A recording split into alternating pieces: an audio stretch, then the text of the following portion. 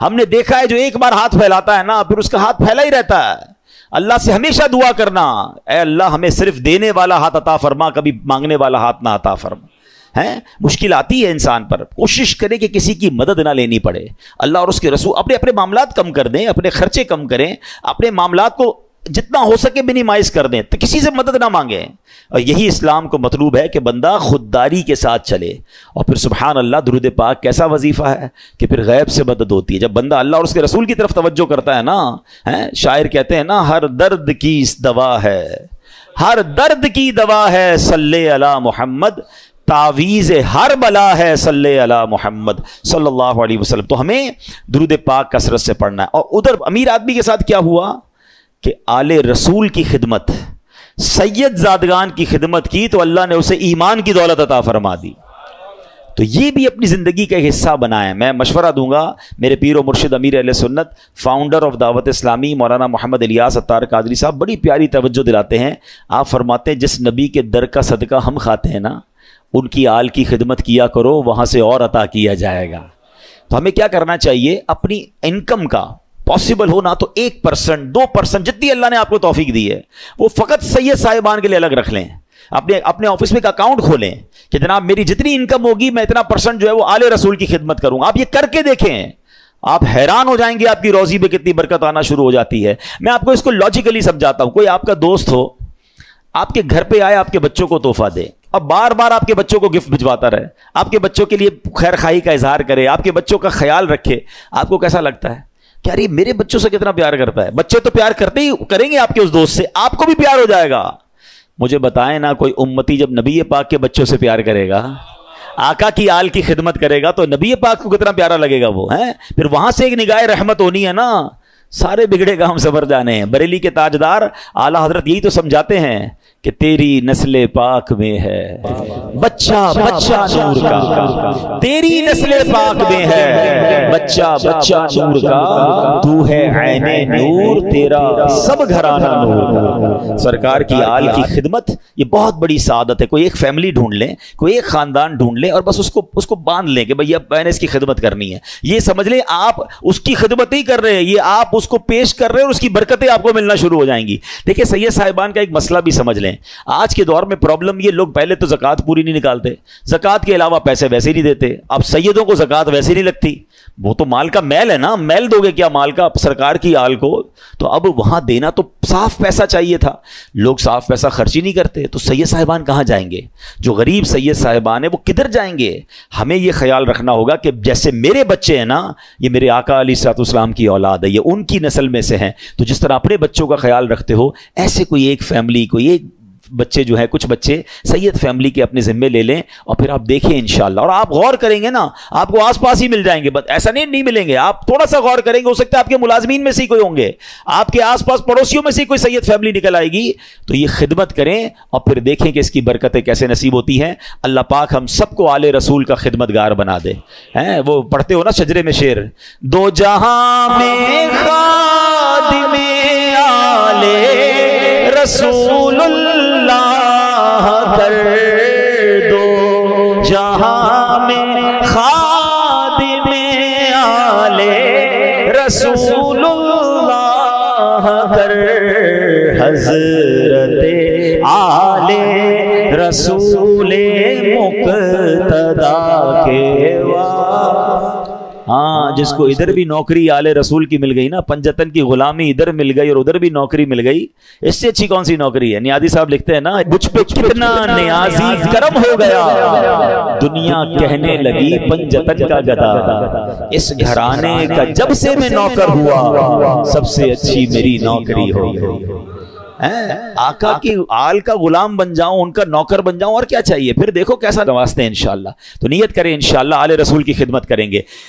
درود پاک پڑھ لیجئے محبت کے ساتھ. صلو علی الحبیب. اللہم صلی علی سیدنا و مولانا محمد عدد ما فی علم اللہ صلاۃ دائمۃ بدوام ملک اللہ. شیطان کتنا بڑا دشمن ہے. قرآن پاک آپ نے پڑھا سنا ہوگا, بار بار, ایک جگہ نہیں کئی بار قرآن میں فرمایا, انہ لکم عدو مبین, شیطان تمہارا کھلا دشمن ہے.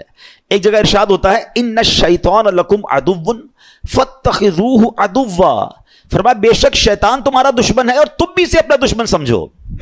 پرابلم یہ کہ قرآن بار بار یہ سمجھا رہا ہے کہ تمہیں اس سے دشمنی رکھنی ہے، دوستی نہیں کر لینی، اس کے وار سمجھنے ہیں. دیکھیں دنیا کا دستور سمجھیے گا، جب تک اینیمی کی چالیں نہیں پتا ہوں گی نا، اینیمی کے اٹیکس پتا نہیں ہوں گے کہ کہاں کہاں سے حملہ کرتا ہے. کئی ملکوں کی فوجیں ڈیزائن ہی اس طرح ہوتی ہے کہ اینیمی کے پاس کون سا ویپن ہے، دشمن فوج کے پاس ویپن، ہمارے پاس بھی اس کا توڑ ہونا چاہیے. اس کے پاس ایئر کرافٹ کیسے، ویسے ہی ہمارے پاس، جیسے راکٹ ویسا ہمارے پاس نیوی جیسی. بندہ یہی تو سوچ کے پلان کرتا ہے کہ دشمن کدھر سے اٹیک کر سکتا ہے. تو شیطان کو تو اللہ قرآن میں فرما رہا ہے تمہارا دشمن، اور تم بھی اسے دشمن سمجھو. مگر بدقسمتی یہ ہے کہ بہت بڑی تعداد جو ہے وہ شیطان سے دشمنی نہیں دوستی کر لیتے ہیں. کتنی بری بات ہے، اللہ کا بھی دشمن ہے، ہمارا بھی دشمن ہے، اور اس سے دوستی کر رہے ہیں. قرآن میں ایک جگہ رب ارشاد فرماتا ہے افتتخذونہ وذریتہ اولیاء من دونی وہم لکم عدو بئس للظالمین بدلا. فرمایا تو اے لوگوں کیا تم اسے اور اس کی اولاد کو میرے سوا دوست بناتے ہو، حالانکہ وہ تمہارے دشمن ہیں، ظالموں کے لیے کیا ہی برا بدلہ ہے. اللہ فرماتا ہے وہ تمہارے دشمن ہے، دوست مت بنانا. اور یہ اتنا خطرناک دشمن ہے، اتنا مکار دشمن ہے، اس کے ایسے ایسے وار ہیں آپ حیران ہو جائیں گے. شیطان کبھی ادھر سے حملہ کرتا ہے، کبھی ادھر سے. اچھا پرابلم یہ کہ ایک تو شیطان کو پہلے سیویئر دشمن سمجھنا شروع کر دیں. مثال کے طور پہ آپ کو کوئی یہ کہہ دے کہ یار ایک بندہ ہے، اس نے پلان کیا ہے کہ آپ کو مار دے گا. آپ بتائیں کہ آپ سکون سے سو جائیں گے؟ آپ پریشان ہو جائیں گے کہ اچھا میری جان لینا چاہتا ہے. ہاں وہ اس نے بنا پلان کیا ہوا ہے کہ آپ کو اڑا دے گا. اب آپ پولیس کے پاس جائیں گے، آپ اپنے گارڈز رکھنے کی کوشش کریں گے، معلومات کریں گے یار اس کا پلان کیا ہے، کیسے اٹیک کرے گا. دنیا میں کوئی میری جان لینا چاہے، جان لے سکے نہ لے سکے، میری نیند تو اڑا دیتا ہے. تھریٹ آ جائے تو بندہ، کسی کو پرچی آ جائے، کراچی میں تو بہت سارے واقعات چلتے رہتے ہیں نا. ہمارے پاس ہی بیچارے لوگ دعا کے لیے آتے ہیں، بھائی فون آ گیا ہے، فلاں چیز آ گئی ہے، ہوتا کچھ نہیں ہے، اس بیچارے کی نیند توڑ جاتی ہے. اللہ تعالی ہم سب کو عافیت میں رکھے، ان ظالموں کے ظلم سے بچائے، دہشت گردوں کی دہشت گردیوں سے بچائے. مگر these are all examples for all of us, کہ یہ جب ہمارے ساتھ ہوتا ہے تو ہمارا کیا حال ہو جاتا ہے. افریقہ کے کئی ملک جہاں کڈنیپ کی دھمکیاں اور پتہ نہیں کیا کیا چل رہا ہوتا ہے دنیا میں. اچھا آپ میں سے کچھ لوگ ہوں گے کہیں گے یار مجھے تو کوئی دھمکی نہیں آئی، اللہ کا شکر، اللہ کرے کبھی آئے بھی نہ آپ کو. مگر یہ والی دشمنی تو قرآن نے بتا دی ہے نا، یہ دھمکی تو آپ کے پاس موجود ہے، یہ اٹیک، اور یہ دشمن آپ کا بھی ہے. وہ دشمن ہو نہ ہو، یہ دشمن سب کا ہے. قرآن کہہ رہا ہے تمہارا کھلا دشمن ہے. کیا اس کے لیے کوئی پلاننگ کی، اس سے بچنے کا کوئی غور کیا، اس کے لیے کسی کے پاس گئے کہ یار یہ کدھر کدھر سے حملہ کر سکتا ہے؟ مجھے ایک بات بتائیں، کوئی میری جان لے سکتا ہے دنیا میں، میری دولت لے سکتا ہے، مگر یہ سب چیزیں کم ہے، شیطان میرا ایمان لے سکتا ہے. اس سے قیمتی چیز کوئی نہیں ہے میرے پاس. اگر ایمان ہی چلا گیا تو پھر کیا ہے میرے پاس؟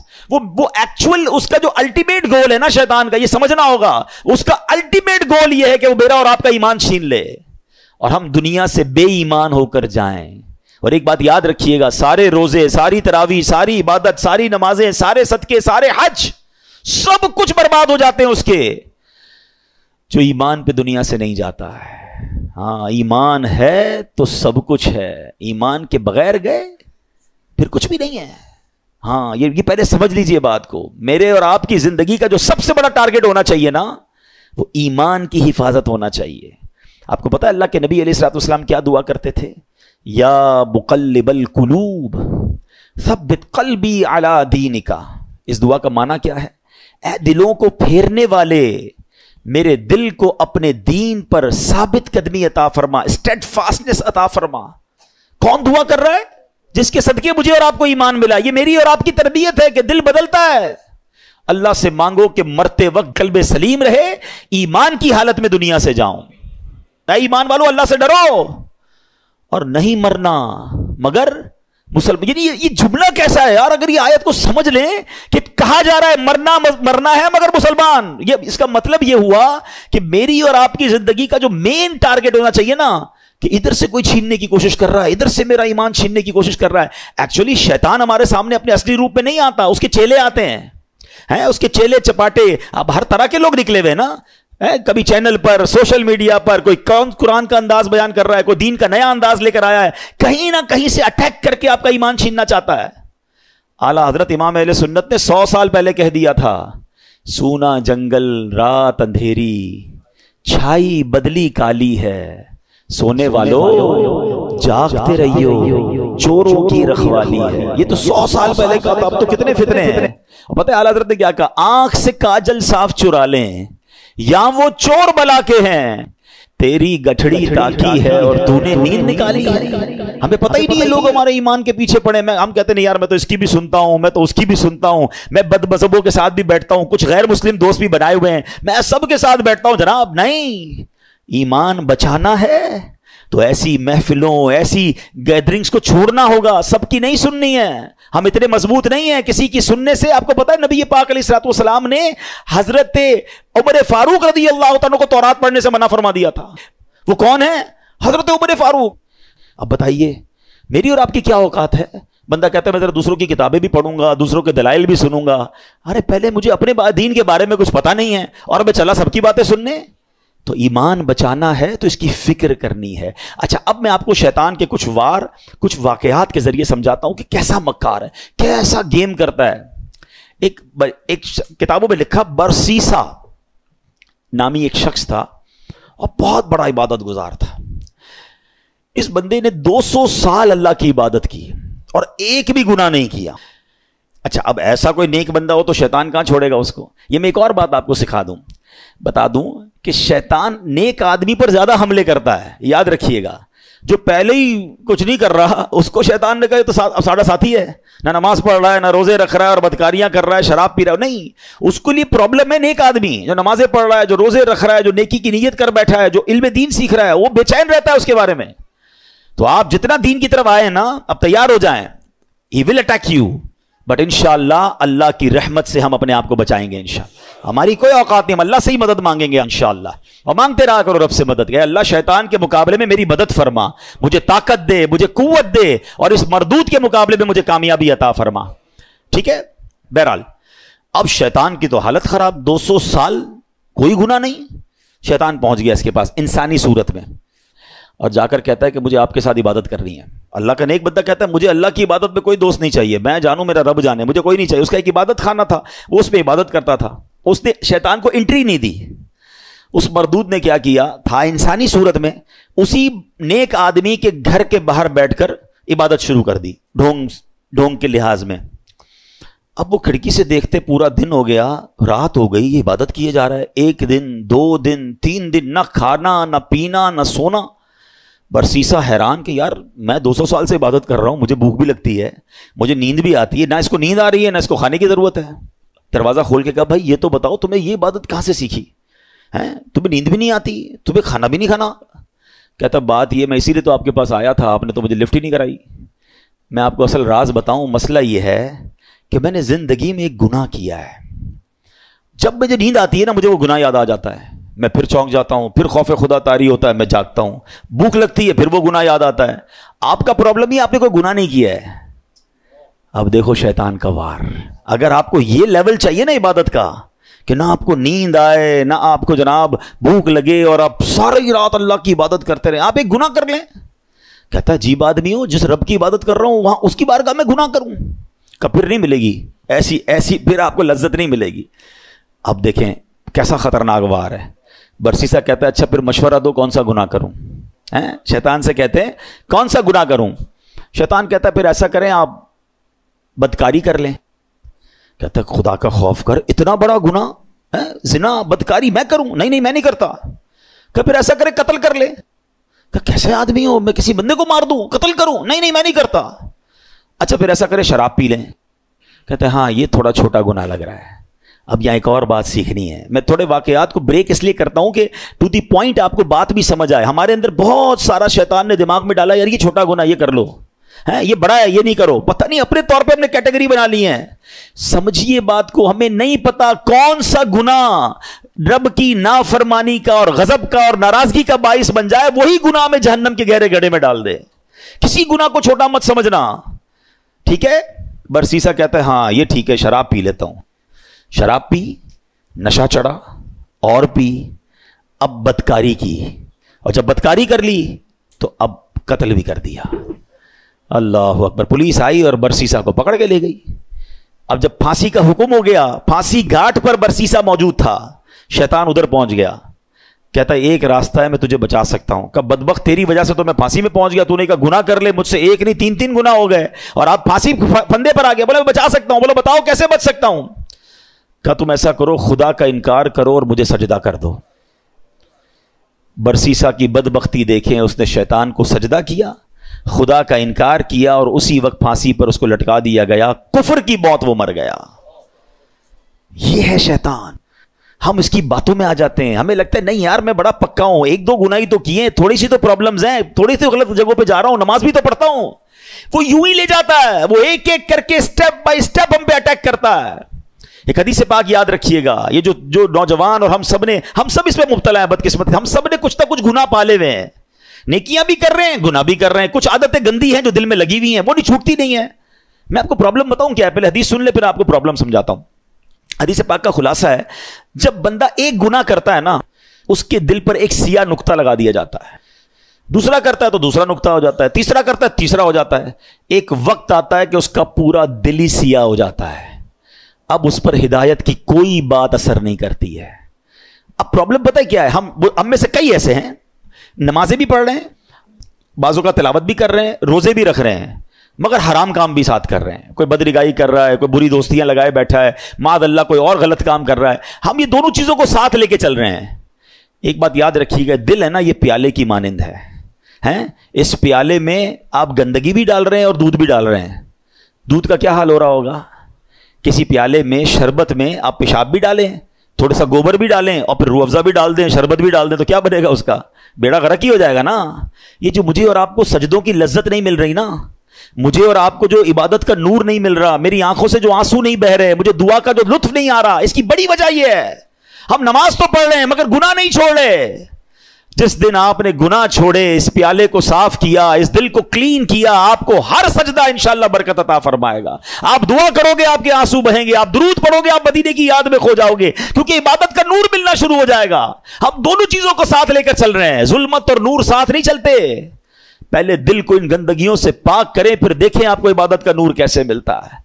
تیار ہو جاؤ, شیطان کے واروں میں نہیں آنا. میں کون سا آپ کو واقعہ سناؤں, ایک اور واقعہ سنیے گا, یقین کریں ڈر لگتا ہے ایسی باتیں سن کر. پہلے تو یہ جو ہمیں نا پہلے بے خوف نہیں ہونا ہے, اللہ کی خفیہ تدبیر سے ڈرتے رہیں. ہم نے روزے رکھے, نمازیں پڑھی, تراویح پڑھی, کئیوں نے قرآن پڑھے, کئیوں نے زکاتیں دی. بھائی اب تو جناب کمال ہو گیا, بھائی بہت عبادت کر لی, اب تو جنت ہی اپنا پکا ٹھکانا ہے, انشاءاللہ اللہ کی رحمت سے جنت میں جائیں گے. مگر اللہ کے خوف سے بے خوف نہیں ہونا ہے, ایمان کی حفاظت کی فکر کرنی ہے. سیدی اعلیٰ حضرت امام اہل سنت فرماتے ہیں کہ علماء فرماتے ہیں جس کو سلب ایمان کا خوف نہ ہو, ایمان کے چھن جانے کا خوف نہ ہو, نزا کے وقت اس کا ایمان چھن جانے کا شدید خطرہ ہے. پتہ ہے شیطان مرتے وقت, یعنی اتنا مردود کہوں کہ مرتے وقت بھی وہ رشتہ داروں کی شکل میں آتا ہے. جب انسان کی نزا کا وقت آتا ہے, آخری وقت, شیطان آ جاتا ہے اس کے کسی پرانے رشتہ دار کی شکل میں, ماں کی, والد کی, کسی رشتہ دار کی شکل میں, کہ بیٹا مرنے کے بعد پتہ چلا اسلام تو ٹھیک مذہب نہیں ہے, بیٹا تو اسلام چھوڑ دے, تاکہ آخری وقت بھی ٹرائی کرتا ہے کہ اس کا ایمان چھین لے. اب بتائیں ہم اس سے دوستی کریں گے جو میرا ایمان چھیننا چاہتا ہے, یا اس کے لیے کانشیس ہو جائیں گے, تیار ہو جائیں گے کہ اس کی باتیں نہیں ماننی ہیں. حضرت امام ابو محمد فرماتے ہیں 3 بڑے عبادت گزار شخص تھے, حج کے لیے روانہ ہوئے. راستے میں ایک غیر مسلموں کی بستی میں قیام کیا. یہ بری صحبتوں کی آپ کو ایک نحوست بھی بتاتا ہوں, بندہ پتہ نہیں کبھی کہاں رہتا ہے, کبھی کن کے ساتھ رہتا ہے, سوچتا بھی نہیں ہے. غیر مسلموں کی بستی میں رہے. اب اس تینوں میں سے ایک بندے کی ایک عورت پہ نظر پڑی, ایک لڑکی پہ نظر پڑی, بڑی خوبصورت تھی. اس پہ دل آ گیا. ساتھیوں سے کہتا تم جاؤ حج پر, میں ذرا پیچھے آتا ہوں. کسی بہانے سے خود رک گیا, وہ ساتھی روانہ ہو گئے. یہ پہنچ گیا اس کے والد کے پاس کہ مجھے تمہاری بیٹی سے شادی کرنی ہے. کہ میری بیٹی کا مہر تم ادا نہیں کر سکو گے, بہت ہیوی ہے, بہت مہنگا ہے. کہ بتاؤ تو صحیح کیا ہے. کہ مہر یہ ہے کہ تم اسلام چھوڑ دو اور غیر مسلم ہو جاؤ. ساری زندگی جس کی عبادت میں گزری, شیطان نے ایسا حملہ کیا, عورت کا ایک ایسا جال پھینکا اس کے دل پر کہ اس شخص نے اسلام کو چھوڑا اور غیر مذہب اختیار کر لیا. حج پہ جا رہا تھا, سفر کون سا تھا, حج کا. سوچئے شیطان کب کہاں کیسے حملہ کر سکتا, آپ سوچ نہیں سکتے. میری زبان نہیں اٹھ رہی ہے مگر اشارے میں بتا دیتا ہوں. طواف کے دوران کیا کچھ ہوتا ہے, ایسی باتیں سامنے آئی ہیں کہ زبان بھی نہیں اٹھتی کہ یار ادھر بھی. لیکن شیطان, ہم سمجھتے کعبے کے سامنے کچھ نہیں ہو سکتا, آپ اپنے گھر میں سوچ رہے ہو میں محفوظ ہوں, کعبے کے سامنے بہکاتا ہے وہ, ادھر غلط کام ہو جاتے ہیں, چوری پکڑتے ہوئے نہیں پکڑے جاتے حرم کے اندر ہیں. سوچئے شیطان سے کوئی محفوظ نہیں ہے, اپنے آپ کو سیکیور مت سمجھو, اس کی فکر کرنی ہے, دعائیں مانگنی ہے, اس کا علاج کرنا ہے اور اپنے آپ کو ان بری صحبتوں سے بچانا ہے. اب کیا ہوا, غیر مسلم ہو گیا, تھوڑے عرصے کے بعد اس بندے کا اسی مذہب پہ وصال ہو گیا, یعنی کفر پر ہی مر گیا. وہ جو دوست تھے نا حج پر گئے تھے, کچھ عرصے بعد اس بستی میں آئے کہ یار پوچھے تو صحیح دوست کدھر ہے, کسی نے بتایا اس نے تو مذہب بھی بدل لیا اور اسی مذہب پر کفر پر اس کی موت بھی ہو گئی. کہا یار قبر ہی بتا دو. قبر پہ گئے تو اس قبر کے کنارے ایک عورت 2 بچوں کے ساتھ بیٹھی رو رہی. عورت سے پوچھا تم کون ہو؟ کہا میں اس کی بیوی ہوں جس کی وجہ سے اس نے میرا مذہب اختیار کیا.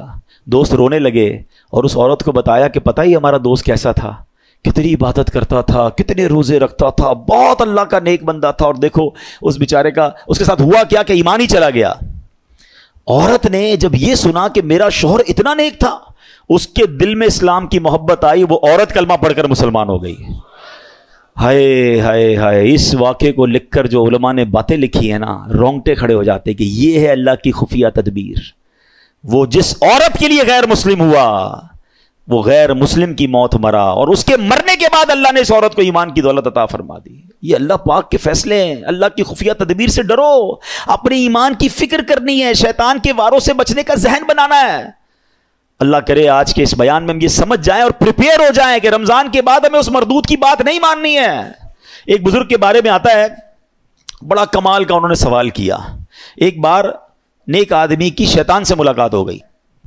انہوں نے شیطان سے کہا کہ اے ابلیس بتا میں تیرے جیسا کیسے بن سکتا ہوں. Very strange question. ابلیس کہتا ہے پوری دنیا میں آج تک کبھی مجھ سے کسی نے ایسا سوال نہیں کیا, میرے جیسا کون بننا چاہتا ہے. کہ بس تو بتا دے تیرے جیسا بننے کا طریقہ کیا ہے. ابلیس تو خوش ہو گیا, چلو ایک دوسرا پارٹنر ملا, بھائی کوئی تو ہے جو میرے جیسا بننا چاہتا ہے. کہ بہت آسان ہے میرے جیسا بننا, آپ 2 کام کر لیں کہ آپ نمازوں میں سستی کریں اور جھوٹی ہو یا سچی بس زیادہ قسمیں کھایا کریں. وہ نیک شخص پتہ کیا کہتا ہے, میں اللہ تعالیٰ سے وعدہ کرتا ہوں زندگی میں آئندہ کبھی یہ 2 کام نہیں کروں گا. شیطان کہتا ہے آپ نے دھوکہ دیا مجھ سے میرا راز لے لیا, میں بھی وعدہ کرتا ہوں کہ آئندہ کبھی کسی کو نصیحت والی بات نہیں بتاؤں گا. مگر what we get from that incident, یہ 2 باتیں بڑی خطرناک ہیں, نمازوں میں سستی اور یہ بات پر قسمیں کھانا. کچھ لوگوں کا تو تقیہ کلام ہے, اللہ کی قسم, رسول کی قسم. ارے بھائی تم سے قسمیں کس نے بولا ہے؟ ہر بات میں قسم کھانی ہے. سودا بیچنا ہے تو قسم, کیوں قسمیں کھانی ہے؟ پلیز قسموں کی عادت ختم کریں. یہ سودا بک تو جاتا ہے قسمیں کھا کے, برکت اڑ جاتی ہے, لیکن پہلی بات زیادہ سیویئر ہے نا, نمازوں میں سستی.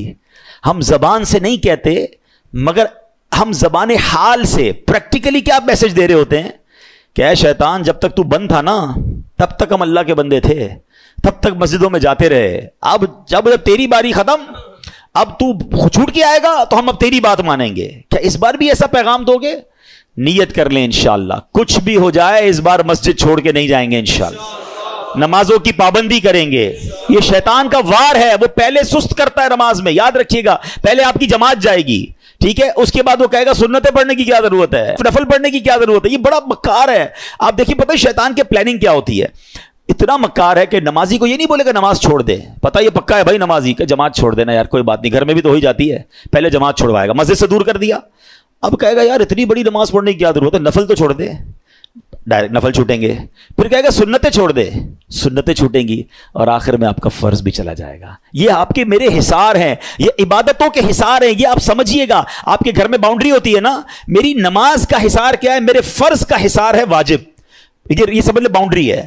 واجب کے بعد ایک باؤنڈری ہے سنت کی, اس کے بعد ایک باؤنڈری ہے نفل کی. اگر میں نے نفل پکڑ کے رکھے نا میرے سنت نہیں جائے گی, اگر سنت پکڑ کے رکھے تو واجب نہیں جائے گا, واجب پکڑ کے رکھے تو فرض نہیں جائے گا, اور یہ سب چھوڑتا گیا تو ایک ایک کر کے وہ سب لے جائے گا. اچھا یہ ایک اور اس کی مکاری بتاؤں. پہلے تو پلان کرتا ہے کہ کسی نیک آدمی سے کوئی بڑا گناہ کرا دے, شراب پلا دے, بدکاری کروا دے, قتل کروا دے. جب یہ دیکھتا ہے نا یار یہ تو کچھ کر ہی نہیں رہا ہے, میری مان ہی نہیں رہا ہے, تھکتا نہیں ہے.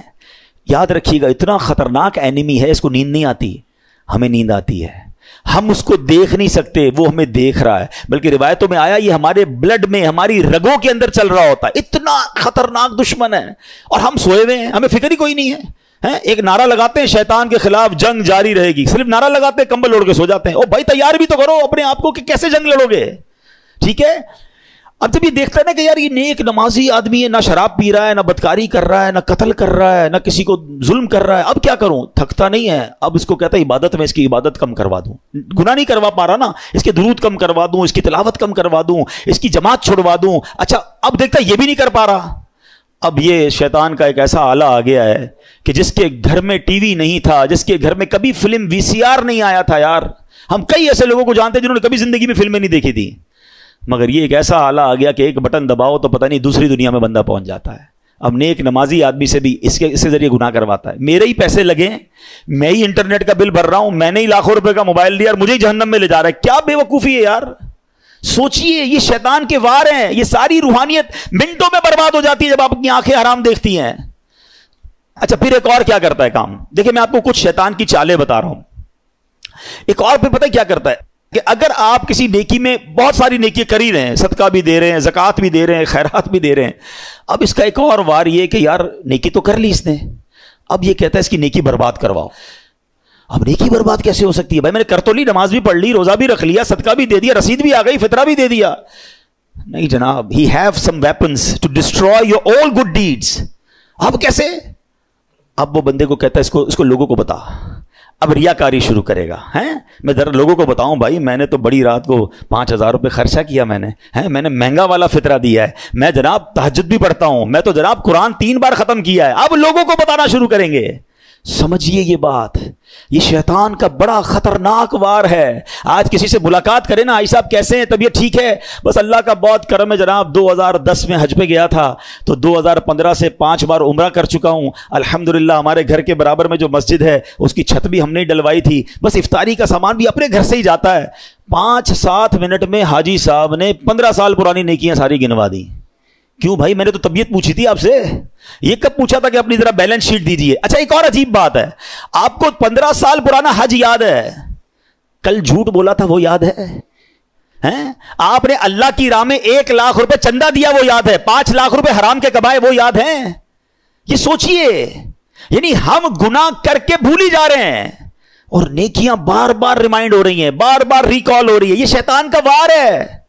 یاد رکھیے گا, بزرگان دین کے یہ اقوال ملتے ہیں کہ اپنے گناہ یاد رکھنا اور نیکیاں بھول جانا یہ اللہ کی عبادت ہے. اور ہمارا سرکل ہی الٹا ہے, ہمیں گناہ تو یاد ہی نہیں ہے. یقین کریں 1 ہفتہ پرانا گناہ یاد نہیں ہوگا آپ کو اور مجھے, لیکن 25 سال پرانی بچپن کی نیکی بھی یاد ہوگی. کیوں؟ یہ شیطان کا وار ہم سمجھ نہیں پا رہے. یہ ہمارے ساتھ گیم کرتا ہے کہ نیکی کر لی نا, پہلے تو کوشش کی نہ کریں, اب کر لی تو چھپانے نہیں دیتا, اور پھر بار بار پہلے تو کہتے تھے نیکی کر دریا میں ڈال, اب نیکی کر فیس بک پہ ڈال. اور جناب اب تو ایک راشن کا بورا دیتے ہیں, 5 آدمی سیلفی کھنچوا رہے ہیں, اس غریب کا بھی مذاق اڑا رہے ہو یار. کیوں؟ اللہ کی راہ میں دے رہے ہو, لوگوں کو دکھانے کے لیے دے رہے ہو. یہ ہم بہت بڑا لاس کرتے ہیں اپنا, کروڑوں روپے بانٹ کر بھی ثواب نہ ملے. آپ سوچئے, اس کو اس طرح سمجھیے کہ ایک بندہ قیامت کے دن جائے اور اس کو پتا ہو کہ یار اتنے روزے, اتنے حج, اتنی زکاتیں دے کر آیا ہوں, اور اس کو کہا جائے کہ جاؤ ہمارے پاس تمہارے لیے آج کچھ بھی نہیں ہے, ان لوگوں سے مانگو جن کے لیے دکھانے کے لیے کیا تھا. اس سے بڑی مایوسی ہوگی؟ قیامت کے دن کوئی اور طریقہ ہوگا وہ نیکیاں ریگین کرنے کا؟ نہیں, یہ نل اینڈ وائڈ ہو جاتی ہیں نیکیاں. یہ شیطان کا بہت خطرناک وار ہے جو لوگ نہیں سمجھ رہے. لیکن نہیں جناب, ہمیں تو دنیا کو, اچھا صرف خرچے کی بات نہیں ہے, ہر عبادت ہے. طواف کرنے تو وہاں سے لائیو آ رہے ہیں, وہاں سے سیلفیاں بن رہی, کعبے کو پیٹ کر کے دعائیں کر کے دکھا رہے ہیں, گنبد خضرا کو پیٹ کر کے لوگوں. کیوں یہ سب ہو رہا ہے؟ آپ سوچئے, وہ تقدس ان مقامات کو ہم پامال کر رہے ہیں. ہر ہاتھ میں موبائل ہے, عورتیں طواف کر رہی ہیں, آپ دنیا کو دکھانے کے لیے عورتوں کی ویڈیو دنیا کو بھیج رہے ہیں. مکہ پاک میں 1 نیکی 1 لاکھ نیکی کے برابر ہے حدود حرم کے اندر, مگر 1 گناہ 1 لاکھ گناہ کے برابر ہے. اچھا لوگوں کو یہ بھی عقل نہیں ہے کہ اپنے گھر والوں کو کہتے ہیں میں تمہیں کعبہ دکھا رہا ہوں. ارے گھر والوں کی تو ویڈیو بند کر دو, آپ کی گھر کی عورت دنیا پیچھے طواف کرتے ہوئے اس کو دیکھ رہی ہے, وہ کس حالت میں بستر پر بیٹھی سوئی. اچھا گھر کا کوئی فرد بیٹھا ہے, کیوں؟ مطلب اتنا بھی سینس نہیں ہے یار. مطلب آپ سوچے تو صحیح کہ وہ مقام کیا یہ ویڈیو بنانے کا ہے؟ وہاں تو گناہ یاد آتے, وہاں آنسو بہتے. مجرم کسی بادشاہ کے دربار میں جائے اور یہ نیت لے کے جائے کہ میں گناہ گار ہوں, پکڑا نہ جاؤں, معافی مل جائے. ارے وہاں تو یہ کیفیت ہونی چاہیے, میں معافی مانگنے آیا ہوں, میں بخشوانے آیا ہوں, میرے ہاتھ پہ بیڑیاں ہیں اور میں چھڑوانے آیا ہوں. اس کیفیت میں طواف کرو یار، اس کیفیت میں مدینے جائیں کہ مجرم ہوں جہاں بھر کا محشر میں بھرم رکھنا، رسوائے زمانہ ہوں دامن میں چھپا لینا، یہ کیفیت ہونی چاہیے نا۔ چلا ہوں ایک مجرم کی طرح میں جانب طیبہ، نظر شرمندہ شرمندہ بدن لرزیدہ لرزیدہ، مگر کیا کریں اس دل کا تسلی نہیں ہوتی یار جب تک لوگوں کو پتہ نہ چلے کہ ماں بدولت ہر سال رمضان میں عمرہ کرتے ہیں، 27ویں کو فلاں جگہ پہ تھا تو 29ویں کو فلاں جگہ پر تھا، تو یار سوچے یہ کیا کر رہا ہے، یہ شیطان کے وار سمجھیے، پہلے ہی تھوڑی نیکیاں ہیں ہمارے پاس، وہ بھی لوگوں کو دکھا کے کیا برباد کر دیں گے۔ تھوڑے دنوں پہلے ہم نے ایک اور ٹاپک ڈسکس کیا تھا کہ شیطان ہم سے ایک اور کیا مسٹیک کرواتا ہے، ہمیں غیبت کرواتا ہے، اور غیبت نیکیوں کو کیسے کھا جاتی ہے۔ فرمایا کہ غیبت تو یہ ہے کہ جس مسلمان کی غیبت کی نا، آپ اپنی نیکیاں اس کے اکاؤنٹ میں ٹرانسفر کر رہے ہیں، یعنی پہلے میں نے روزے رکھے، میں نے نمازیں پڑھی، میں نے صدقے دیے، اور اب کسی کی غیبت کی تو یہ ساری نیکیاں چلی گئیں اس کے اکاؤنٹ میں۔ اس سے بڑی بے وقوفی کیا ہے؟